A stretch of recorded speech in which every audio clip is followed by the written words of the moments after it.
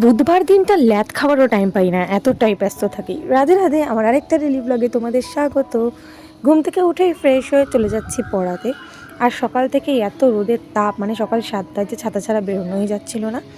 দিনের বেলা যত বেশি রোদের তাপ, রাত্রেবেলা তত বেশি ঝড় বৃষ্টি হচ্ছে। পড়াতে গিয়ে বাড়িতে এলাম, বাড়িতে এসে 5 মিনিটও বসতে পারিনি, দেখি ঝিরিঝিরি বৃষ্টি পড়ছে। আর সত্যি আমি একটুও সময় পাই না। হঠাৎ করে কি মনে হলো, রান্নাবান্না করে স্নান করে এসে ফ্রেশ হয়ে ভাবলাম একটু স্কিন কেয়ার করি। স্কিন কেয়ারের মধ্যে দুটো জিনিসই করেছি, স্ক্রাব লাগিয়েছি আর মাস্ক লাগিয়েছি। এর থেকে বেশি আমার আর হয় না। আমি যথেষ্ট পরিমাণে করে বেশি স্কিন কেয়ার আমার আবার সহ্য হয় না, হজমও হয় না। এই মাস্কটা অনেক ভালো, লাগানোর পর একটা ইনস্ট্যান্ট গ্লো চলে আসে, তোমরা ইউজ করার পর দেখতেই পারো। মাস্ক লাগাতে লাগাতে ভাবছিলাম চুলটা অনেকক্ষণ ভেজা, তাই একটু শুকিয়ে নিই, তাই বাইরে দাঁড়িয়ে একটু চুলটাকে ঝেড়ে নিচ্ছিলাম। আমি জানি এভাবে ঝাড়তে নেই, আমার হয়তো এভাবে ঝেড়ে ঝেড়েই অর্ধেক চুল মানে পড়ে যাচ্ছে, টাক পড়ে যাচ্ছি। এইভাবে পিল করতে যে কী ভালো লাগে, আহা!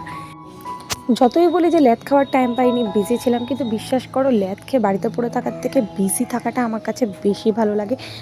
আমি যেদিনকে অনেক কাজ করি, আমার মনে হয় আমার মাইন্ডটাও অনেক রিল্যাক্স, মাথার মধ্যে ভুলভাল জিনিস ঘুরতে পারে না। কারণ খালি মাথা শয়তান কা বাস। তুমি যত চুপচাপ থাকবে, শান্ত থাকবে, তত তোমার মাথায় ভুলভাল থিঙ্কিং আসবে। বিকেল 4টে থেকে রাত 9টা অবধি টানা পড়ানো ছিল। 4টে থেকে 7টা বাইরে, 7টার পর থেকে 9টা অবধি ঘরের মধ্যে।